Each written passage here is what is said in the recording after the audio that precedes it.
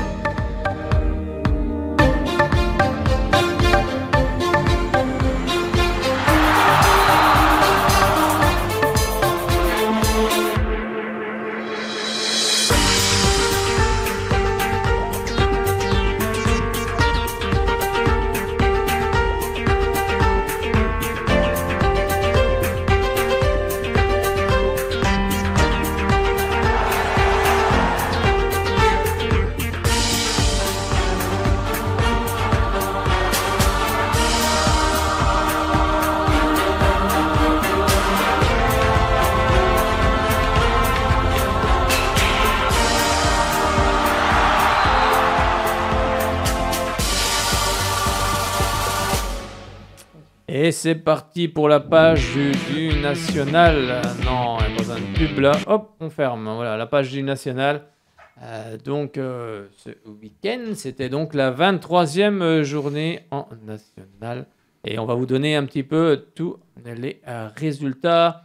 Avec tout d'abord Dijon qui est allé battre Aubagne 2 buts à 1. On a également beaucoup de buts entre Rouen et Concarneau. Et finalement, c'est Rouen qui s'impose 4 buts à 3. Au contraire de Valenciennes de Versailles où il y a eu 0 but, 0 partout entre les deux équipes. Le Mans a battu Quevilly-Rouen 2 buts à 1. Nîmes a battu le FC Villefranche 1 à 0. Boulogne est allé battre Nancy 2 buts à 0. Boulogne qui était deuxième et qui se rapproche de cette équipe de Nancy. Et Bourg-Péronnas de David Lefrappeur, qu'on salue, donc est allé s'imposer du côté de Paris 13 Atlético 1 but à 0. Et vous allez me dire qu'on fait les Sochaliens. Les Sochaliens étaient en déplacement donc, ce vendredi du côté d'Orléans. Bon, ça s'est pas super bien passé. Hein. Ça a été une soirée, une de plus, compliquée.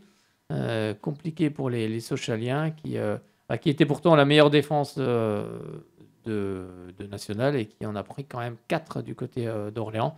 Bon, la défense n'a pas été très sereine sur cette rencontre. Et on va écouter un petit peu, je vous propose d'écouter le résumé de cette partie donc, entre Orléans et Sochaux.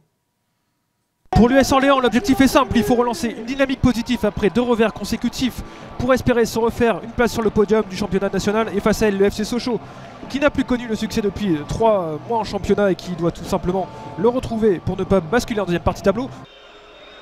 Et ce sera Mendes qui va s'en charger de ce coup franc et c'est boxé par Vincent Viau. La première grosse occasion de ce match, elle est sochalienne.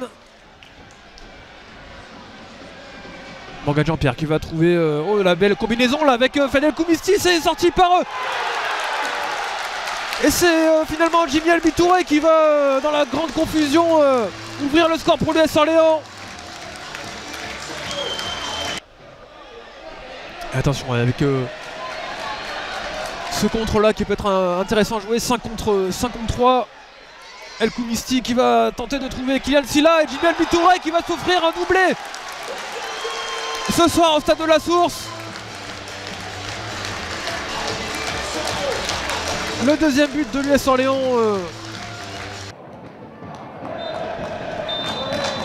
Et voilà, la pause est sifflée ici au stade de la Source.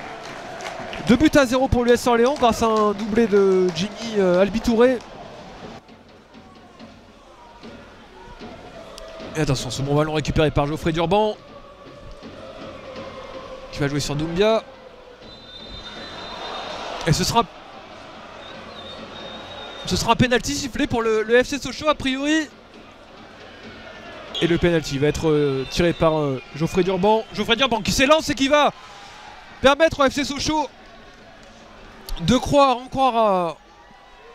en une remontée, en tout cas une égalisation. Et la mauvaise passe là de Moussa Doumbia.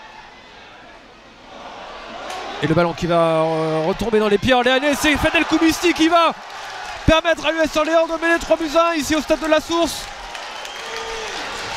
Sur cette erreur sochalienne, Fadel Koumisti qui marque ici son 13e but de la saison. Le meilleur buteur Deguep est le meilleur buteur tout simplement du championnat national. Et c'est tiré, c'est tenté, la tentative directe.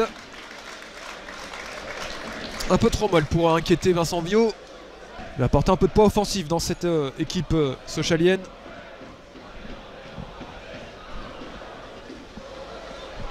Attention avec cette première position peut-être. Le ballon récupéré par les Sochaliens et les Sochaliens qui vont sur cette action réduire l'écart au score. Et c'est Benchama qui vient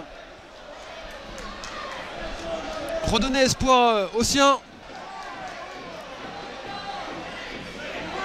Ils se montrent un peu plus dangereux là les Sochaliens depuis quelques minutes. Attention avec ce contre avec Fedel Koumisti. Fedel Koumisti qui va croiser trop sa frappe là. Fedel Koumisti. Vitelli. Saïdi. Il va centrer directement. Saïdi c'est dans les pieds de Corentin Jean. C'est boxé une nouvelle fois par Vincent Viot. Encore une alerte là sur le but orléanais.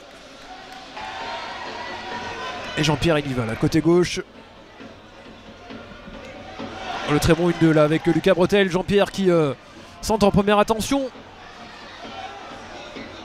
Et c'est bien couvert par Nassim Ouamou. Attention à ce ballon perdu. Et Florent Sanchez qui va trouver Tommy Iva. Tommy Iva qui enchaîne directement et qui vient offrir le 4e but pour l'US Orléans. Tommy Iva, le nouvel entrée en jeu.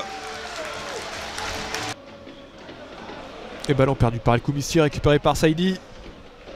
Alex Dao qui va enrouler sa frappe, ça passe pas loin du poteau gauche de Vincent Viot.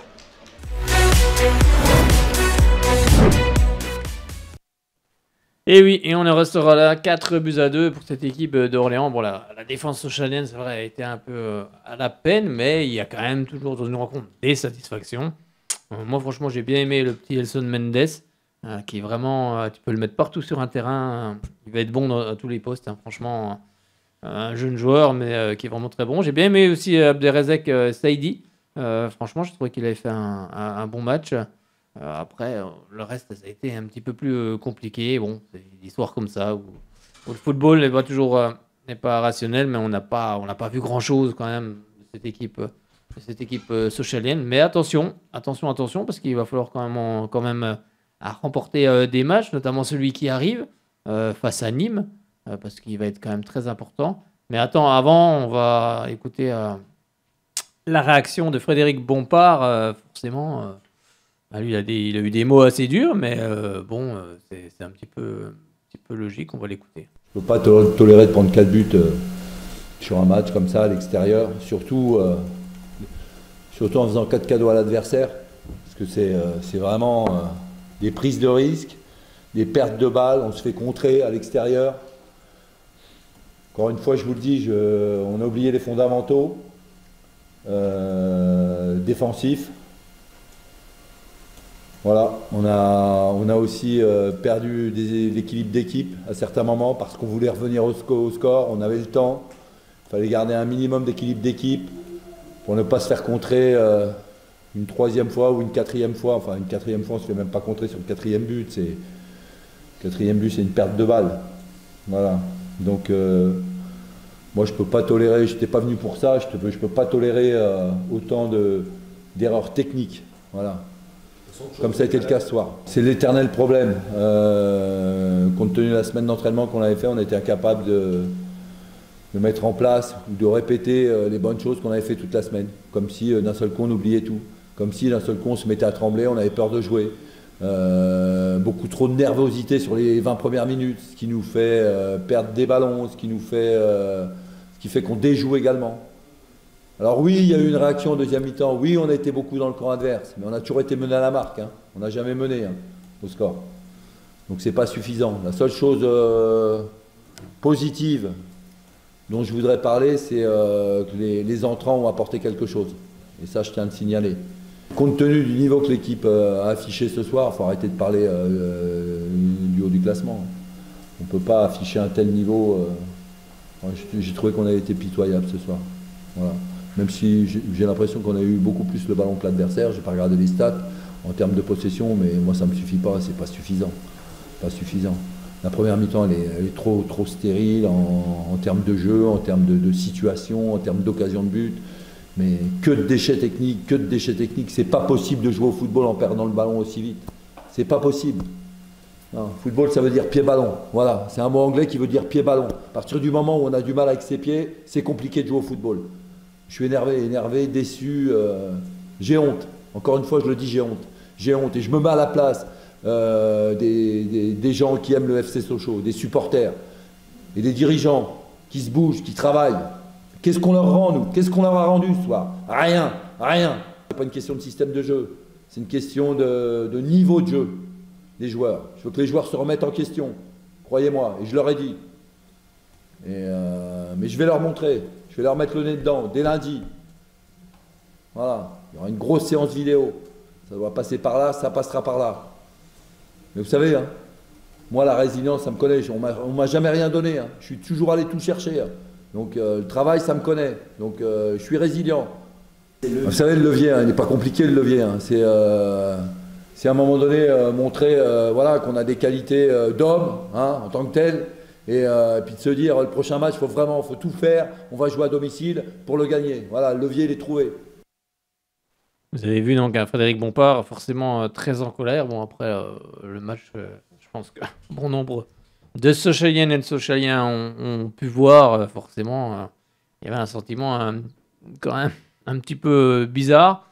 Parce que comme il le dit, oui, c'est vrai que le football, c'est foot, c'est pied-ballon.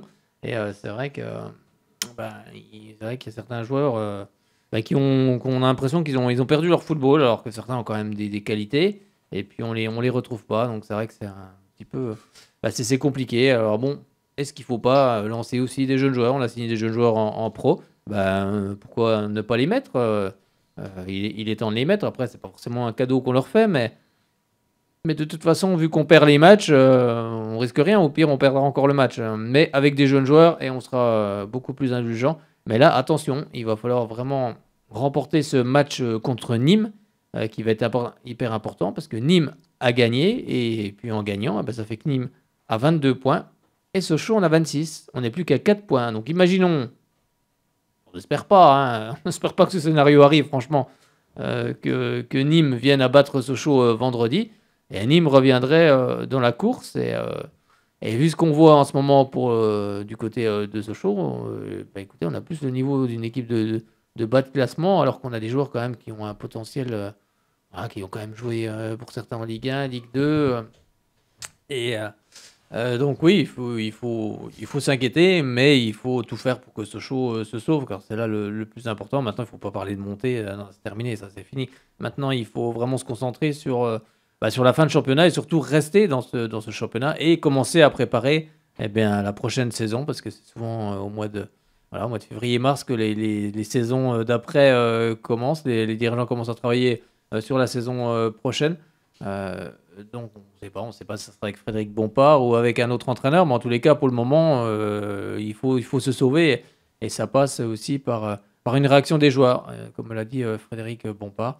Parce que là, on a déjà Karim Mokedem a été limogé, Frédéric Bompard est arrivé. Après, c'est aussi maintenant peut-être aux joueurs de se remettre en question. En tout cas, c'est ce qu'évoquait Frédéric Bompard. Excusez-moi, j'en éternue. Donc, on va voir ce qui s'est passé. En tout cas, ça a dû, il y a dû y avoir des choses aujourd'hui à l'entraînement ce lundi. Je sais que le retour du côté d'Orléans, depuis Orléans jusqu'à Sochaux, a été forcément tendu. On ne serait à moins. Après cette rencontre, tout le monde devait être un petit peu énervé. Pas seulement les supporters, mais je pense que même quand on est joueur, on sait très bien qu'on n'a pas fait une bonne prestation. Donc, bien sûr, il faut continuer quand même à soutenir le club, c'est évident.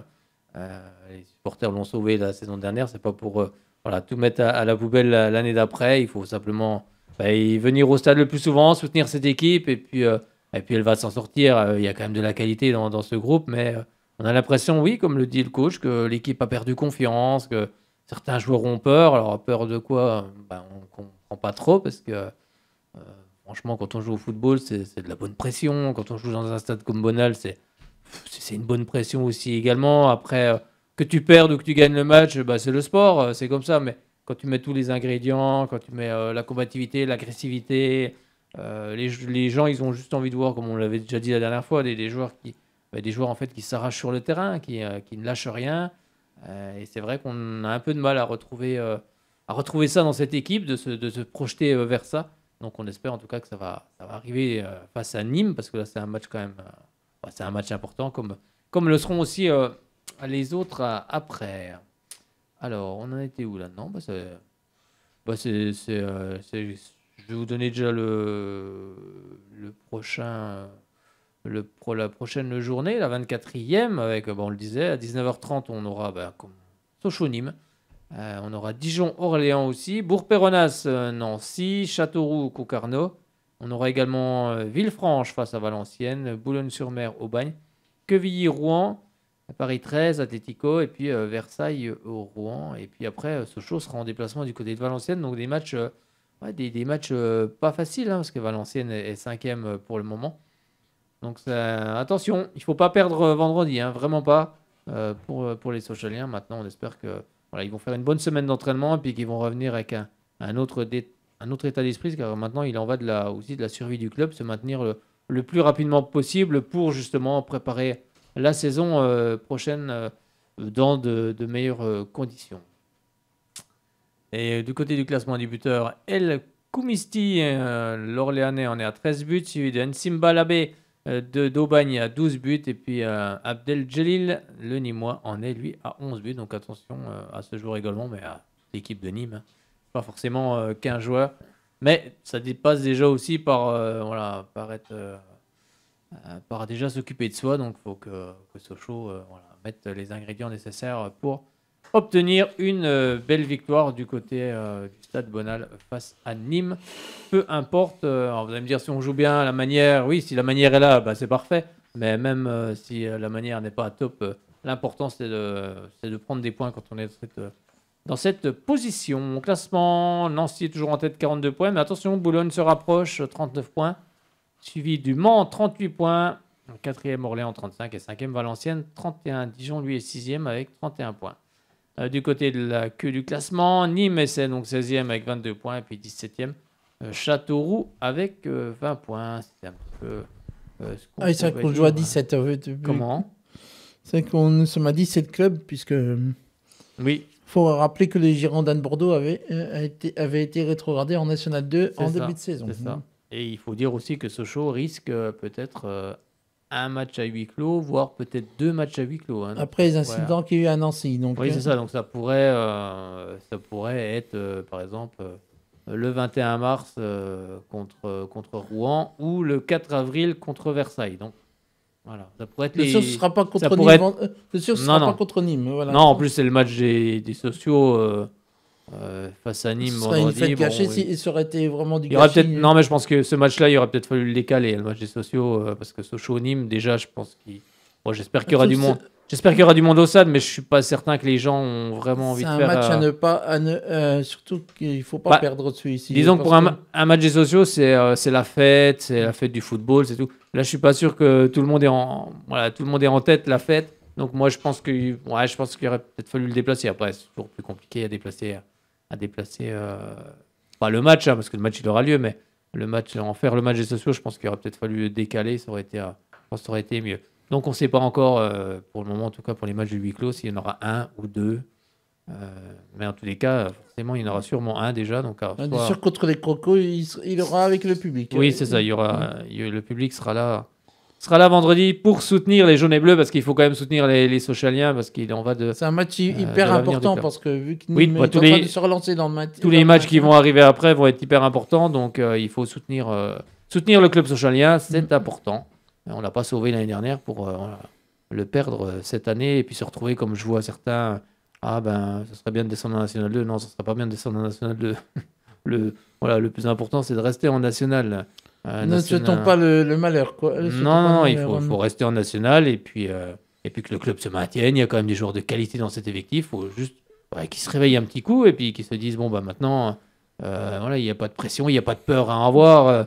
On ne joue pas avec la peur, on joue avec essayer de faire le mieux possible. Et puis après, comme je le dis, tu perds, tu gagnes, ça fait partie du sport. Mais quand tu mets tous les ingrédients, et puis que à la fin du match, tu dis, on a mis tout ce qu'il fallait, on a perdu, c'est comme ça, c'est le jeu. c'est le sport. Alors, Monsieur Fitch, Bon, je donne quelques résultats de. oui, parce qu'en plus, la réserve de Sochaux s'est imposée du côté de Noidans. Là, je t'avance un peu 2-0. Oui, je savais. Voilà, mais comme on est encore dans le truc de. Voilà, dans la partie Sochaux, pour la Nationale 3, tout va bien, puisque Jura-de-Loire s'est imposé du côté de Saône-Mamirol de 4-0. Ça, c'est la Coupe Bourgogne-Franche-Comté. La Coupe Bourgogne-Franche-Comté, oui, 32e de finale. Donc. Que les gens n'imaginent pas que c'est le championnat national 3. C'est le championnat national 3 avec la Saône-Mamirol. Bon, on leur souhaite de venir un jour, mais on leur souhaite de venir un jour en national 3. On a bien eu des Coupes Clémenceau, le FC Valda-Anversel. Bien sûr, et puis Roche-Novillard aussi. Morteau-Molbon, bien sûr. Oui, bien sûr. C'est vrai qu'à chaque saison, on a toujours une petite surprise au niveau des championnats nationaux. Après, ça se resserre un petit peu maintenant. Ça va être, on a eu Vesoul la saison dernière aussi. Puis... Oui, le FC Vesoul, bien sûr. Ma ville de naissance. Merci à toi de le préciser. Ami vésulien. Alors, du côté du FC Vesoul, ça s'est pas très bien passé puisqu'ils se sont taquinés 4-1 du côté de Morteau-Molbon. Face à l'équipe de Sébastien Mazzotti, qui est toujours dans l'équipe d'ailleurs. C'est ça. On salue également. Qu'on espère revoir un jour, bien sûr. Bien sûr. Le Racing Besançon s'est imposé du côté de Grand-Villard, donc du côté de chez notre ami Hervé Jeunet, 3-0. La SM Belfort, qu'on va revenir dans un instant, s'est imposé du côté de Rio, 3-2. Le CA Pontarlier s'est imposé du côté de Saint-Vite après des tirs au but 5 tirs au but à 4. Le Espont de Roide s'est imposé du côté de Méziré, 2-1. Le Besançon Foot a écrasé Pérou 5-0. L'AS Ornans s'est imposé du côté de Marnay 1-0. Donc Valda-Anversel s'est incliné face à Louan Cuiseau 2-1. Donc oui, je c'est tout bon. Dans les résultats. Oui. Allez, nous on était du côté de Rio. Côté du stade Robert Varret. Donc, pour suivre cette rencontre entre l'USREX et l'US Rio Etu QC, donc c'est un regroupement, donc qui était opposé à l'ASM Belfort qui évolue donc en National 3 et les Belfortins vont s'imposer. Rio en R2, Régional 2. Rio en R2 et qui est leader de son groupe de R2, d'ailleurs qui recevra donc, je crois que c'est samedi prochain, qui recevra la Joune aux Aurois, qui est actuellement en 2e position. Donc, si en cas de victoire des Riolais, l'équipe pourrait prendre 9 points d'avance donc en tête du championnat. Donc, peut-être pour la montée en R1, même s'il reste, comme va nous le dire Louis Mougin, qui est l'entraîneur de cette équipe de Rio. Et puis, la Fort ira du côté de la réserve du FC Sochaux Montbéliard. C'est ça. Donc, on va écouter tout de suite Louis Mougin. C'est donc l'entraîneur de cette équipe de Rio. On l'écoute.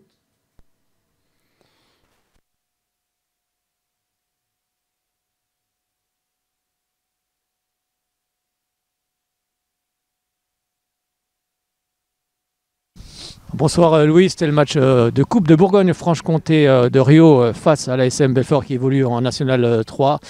Une première période où vous vous faites surprendre d'entrée dès la 8e minute de jeu. En tout cas, vous restez dans la course. Vous revenez en seconde période. Il y a ce penalty, un partout. Après, il y a ce 2-1 qui arrive très rapidement dans les 2-3 minutes qui suivent sur coup franc. Ensuite, ça fait 3-1 pour Belfort. Mais vous lâchez rien. 3-2. Bon, on en restera là. Vous quittez cette Coupe de Bourgogne-Franche-Comté. Quel est le regard justement sur cette partie ce soir ? Plutôt positif. On sort de 3 matchs...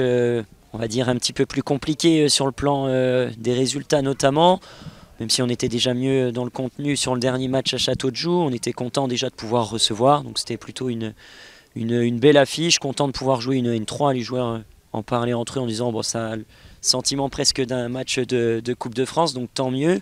Après voilà, je pense qu'on est tombé contre meilleur que nous, on a essayé de lutter, d'avoir des bons arguments dans le jeu.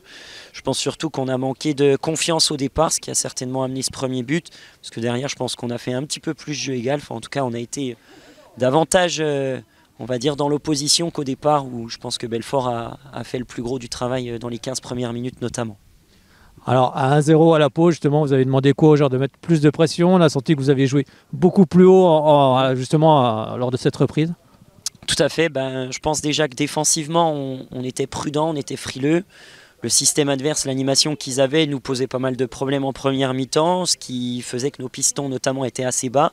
Donc voilà, ça a été un parti pris de leur dire on n'a rien à perdre, gardons nos intentions de jeu en temps normal, essayons d'aller chercher un petit peu plus haut. Je pense qu'eux se sont fait surprendre, ce qui nous a permis de revenir rapidement dans la course. Donc voilà, je pense qu'ils ont mieux réagi sur l'aspect défensif en deuxième mi-temps. Ils ont surtout pris conscience du fait qu'on était capable d'aller les chercher un peu plus haut, tout simplement.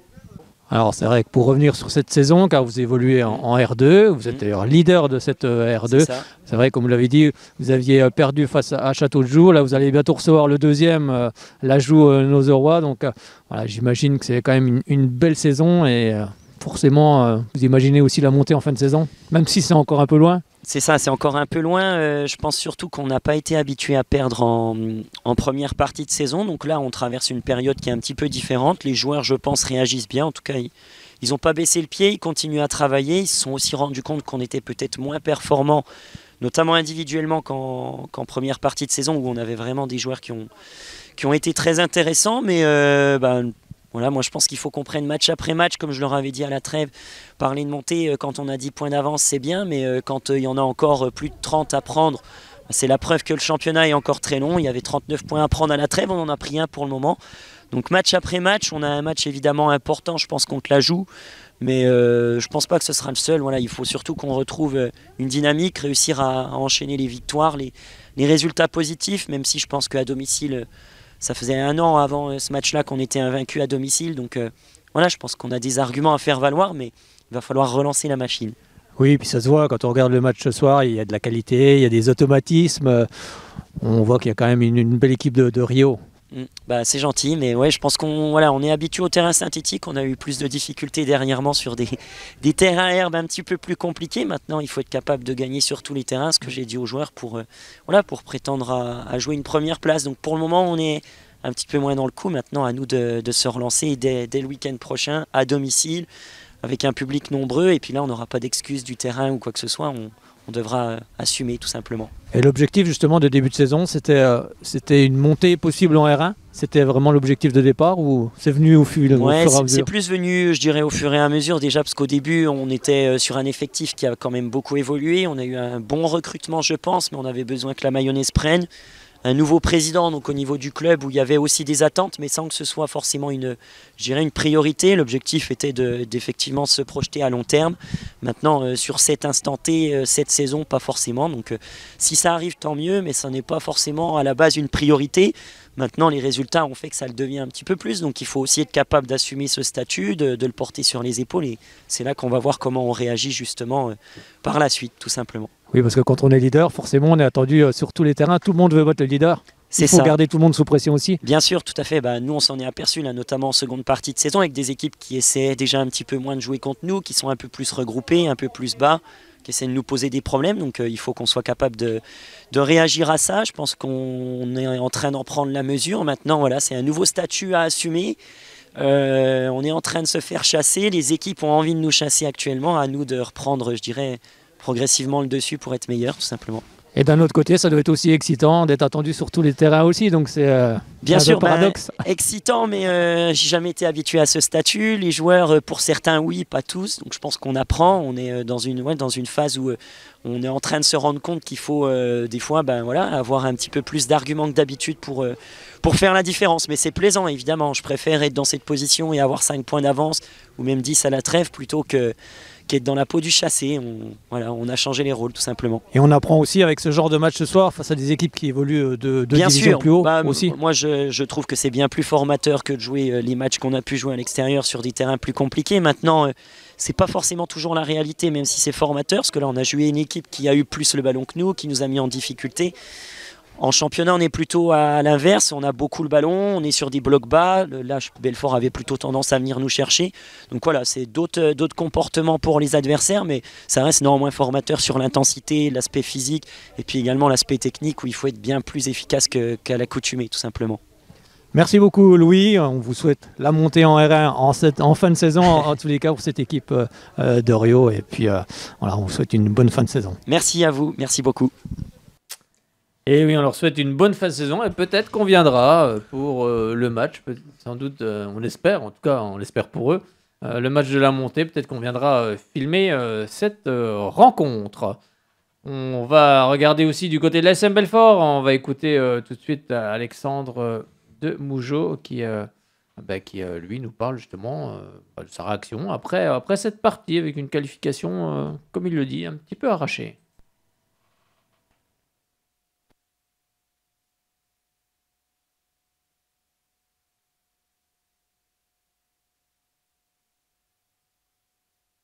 Bonsoir Alexandre, un match de Coupe de Bourgogne-Franche-Comté ici à Rio, face à Rio pour Belfort. Vous avez ouvert le score très rapidement de cette partie. Rio est revenu à 1 partout. Et finalement, ça a fait 2-1, 3-1. Finalement, pour finir à 3-2. Bon, le principal en coupe, c'est de passer. Qu'est-ce que tu retiens justement de ce match ce soir ? Ouais, je retiens qu'évidemment, c'est pas toujours évident quand on est en bagarre de championnat pour positionner l'intérêt des matchs de Coupe de Franche-Comté. Donc voilà, il faut que les clubs soient représentés. On a besoin, nous aussi, de gérer un peu les effectifs. Voilà, on sort d'une défaite à Metz qui nous a remis malgré tout dans une dynamique négative. Donc c'était important de ne pas repartir sur une dynamique négative. Donc on s'est qualifié presque difficilement malgré tout. On a eu des bons moments de maîtrise, on n'a pas matérialisé. Donc voilà, on aurait dû être en avance plus tôt, on ne l'a pas été. Puis après, Caïs nous fait aussi 2 gros arrêts pour éviter d'être en première mi-temps, peut-être même pas devant. Donc voilà, c'est une qualification un peu arrachée, avec des situations de fin de match qui sont pas bonnes. Après, on a essayé de faire un match sérieux avec des rotations, gestion d'effectifs. Donc des rotations, les gens qui avaient des chances à saisir ont essayé de faire. Donc on s'est qualifié, pas de blessés et pas de problème administratif. Donc je prends comme c'est bien. Oui, on sait toujours que ces matchs de coupe, ça ressemble toujours à des matchs pièges, mais vous n'êtes pas tombé dedans aujourd'hui. Oui, c'est ça, il fallait pas qu'on tombe dans le piège de se faire éliminer, c'est la première chose. Contre une équipe qui fait une très bonne première partie de saison. Voilà, j'avais préparé un petit peu les choses quand même, donc voilà, ils ont un peu moins bien redémarré leur deuxième partie de saison. Mais voilà, c'est une équipe qui est intéressante avec des bons joueurs. Ils ont une animation offensive qui est quand même de vraie qualité. Il y a beaucoup d'équipes de Franche-Comté qui aimeraient avoir ça aussi. Donc il fallait être vigilant. On ne l'a pas vraiment assez été pour rendre les choses plus simples. Je prends comme c'est. Ce tour de Coupe de Franche-Comté, il faut les jouer parce que peut-être que ça peut devenir quelque chose d'intéressant pour les dynamiques. Aujourd'hui, on est pris par nos intérêts de championnat. On avait bien avancé, on s'est fait piéger à Metz, on a perdu 2-0 logiquement. Il ne fallait pas enchaîner une deuxième défaite parce qu'on ne sait pas comment sont les conséquences. Et puis pas avoir de soucis, on a maîtrisé pas mal de ces paramètres-là. Pas de blessés, pas de problème de sanctions administratives. Donc voilà, on va terminer notre week-end, repasculer dans la semaine qui arrive parce qu'on a un gros match contre Sochaux. Et puis derrière, on a un match important aussi contre Sarreguemines. Donc voilà, ce sont des échéances importantes pour repartir de l'avant en championnat. Il ne fallait pas faire de bêtises aujourd'hui, on n'en a pas fait, mais ce n'était pas assez maîtrisé. Bon, ces matchs de coupe, c'est toujours bon aussi, comme on le disait, pour reprendre de la confiance. C'est de la confiance, c'est du temps à ceux qui jouent moins et puis qui sont déçus. Et on sait comme c'est. Il faut quand ils ont l'opportunité de le faire. Ils l'ont fait. Il y a des jeunes joueurs, j'intègre aussi des jeunes joueurs. J'ai dit que je voulais faire ça. Et je le fais. Donc il y a des gamins qui ont joué, qui ont eu des bonnes choses, qui ont fait voir qu'ils étaient encore des jeunes joueurs. Mais ils ont appris quelque chose. Donc ça sert à ça aussi. Ça donne des temps de jeu. Et puis faut récupérer tout le monde lundi maintenant et puis repartir pour préparer ce show. Merci beaucoup Alexandre. Bon match contre Sochaux et puis on se retrouvera très bientôt. On va essayer. Merci. Et oui, c'était donc les réactions après ce match entre l'USREC, l'US Rio et TQC, et puis l'ASM Belfort, donc qui, comme je disais, qui évolue en National 3. Mais on retournera du côté de Rio, parce qu'on a été très bien accueillis. On a été super bien accueillis.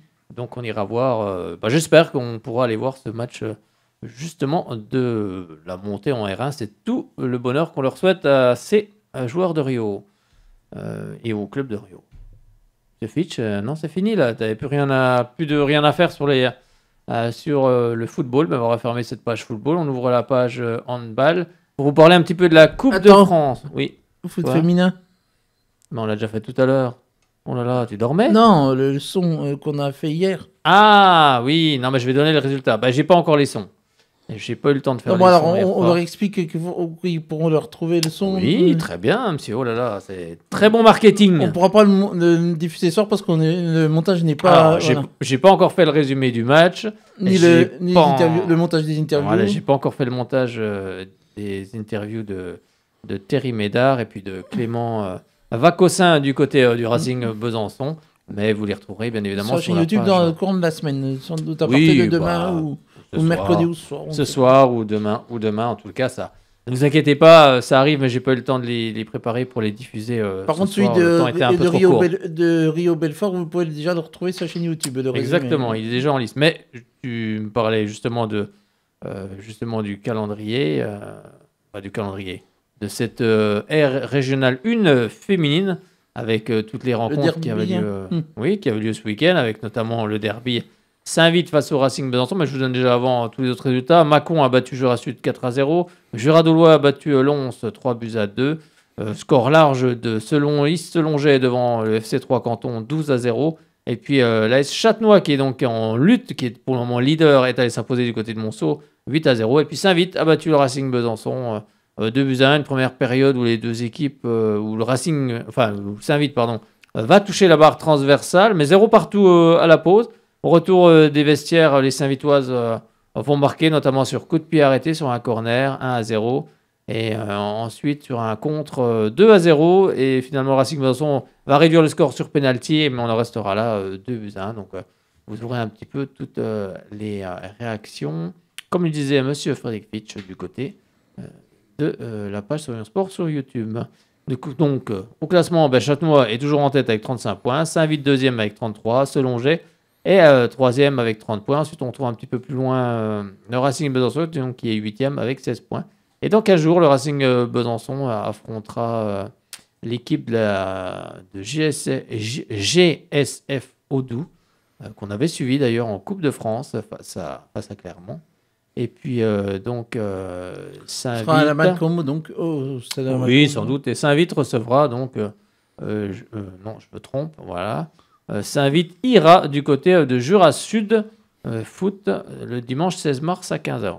Toutes les rencontres auront lieu le dimanche 16 mars à 15h, sauf Jura-Dolois Mâcon qui aura lieu le samedi 15 mars à 17h45. C'était ce qu'on pouvait dire. C'est-à-dire qu'en même temps, samedi à 18h, nous avons rendez-vous avec Racing Besançon contre Taon en National 3. C'est ça. Donc, espérons pour les hommes de Claude Robin une victoire pour garder la tête du championnat de France, la tête du championnat. Écoute, on verra ça. En tout cas, on se